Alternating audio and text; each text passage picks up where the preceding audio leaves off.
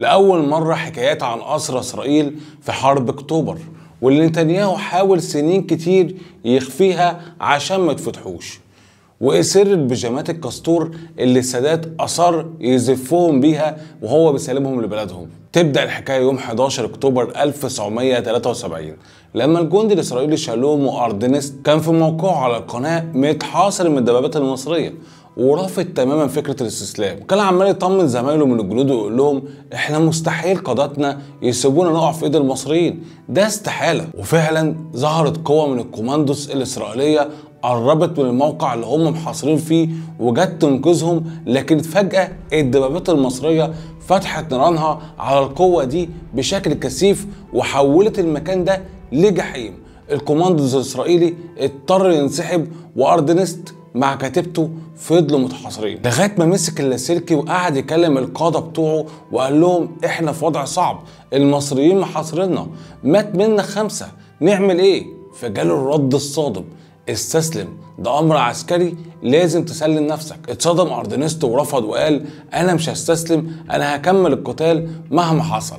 وبعد 12 ساعه رجع يطلب الدعم منهم، لكن القيادة بتاعته قررت نفس الجملة: استسلم، ده أمر عسكري، نفذه حالا.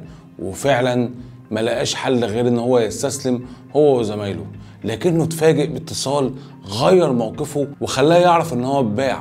القيادة بتاعته قالت له وزير الدفاع موشي ديان بنفسه بيقول لكم انتوا احرار، عايزين تقاتلوا قاتلوا، عايزين تستسلموا استسلموا، هو ملوش دعوه، ده امر يرجع له. ساعتها انفجر اردنست وقال للقاده بتاعته يعني ديان خايف يشيل مسؤوليه الانسحاب او الاستسلام، وعايزني انا اللي عندي 21 سنه اقرر بنفسي ان استسلم واروح للمصريين؟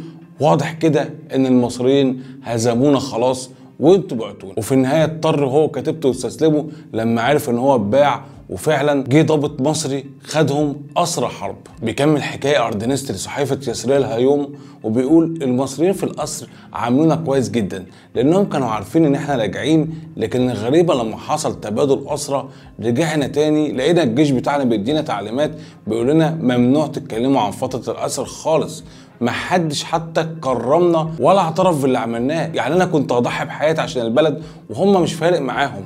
وكمان اكتر واحد كانش عايزنا نتكلم هو نتنياهو، لانه كان خايف ان الحقيقه دي تتسرب. نروح لحكايه تانية، هو الاسير يجال كحلوني اللي حارب في اكتوبر وبيقول انا كنت بخدم في سينا وكنت حاسس وقتها اني في مصيف، لغايه ما جه يوم 1 اكتوبر 1973 لما لقيت المصريين بيجي لهم معدات عسكريه تقيله في الجبهه بتاعتهم.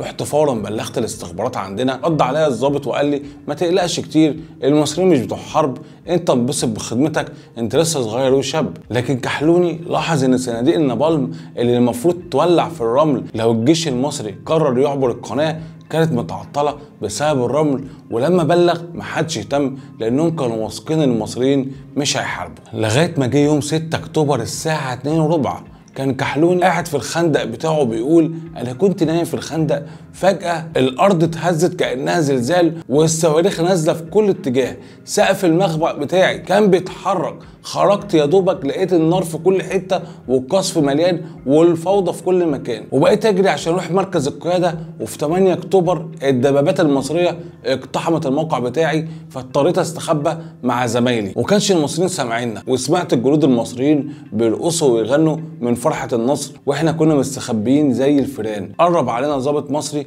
سمع صوتنا فضرب النار علينا، فضربنا النار عليه وبقينا نتكلم القيادة بتاعتنا باللاسلكي ومحدش بيرد رغم ان الجهاز شغال، لكن بسبب ارتباكهم تجاهلوا نداءاتنا عشان كانوا خايفين يقولوا لنا استسلموا او حاربوا. وبيقول كحلوني ساعتها فهمت ان قادتنا سابونا ومفيش امل، خلاص اتبعنا وقررنا الاستسلام لغايه ما المصريين طمنونا وقالوا لنا ان محدش هيمسهم وهم هيتعاملوا معامله الاسرى. في نهايه القصص دي هنا بيظهر عبقريه السادات انه اصر يصورهم بالبيجامات الكاستور وقت تسليمهم عشان تبقى الصوره دي شاهده على هزيمتهم ومحدش يقدر ينكرها، ان الصور دي بقت وثيقه حيه وهم فعلا بينكروها وبينكروا كل الانجازات دي. يعني مثلا تلاقي نتنياهو بيكتب في مذكراته وبيقول انه بلده في 73 اتفاجئت فعلا لكنها استعادت تماسكها بسرعه وما حصلش كل اللي بيحكوه المصريين ورجعنا العرب لاماكنهم الطبيعيه، لكن الحقيقه مختلفه، والدليل الصوره اللي هم بيخافوا يعترفوا بيها. ولو كان نتنياهو وقتها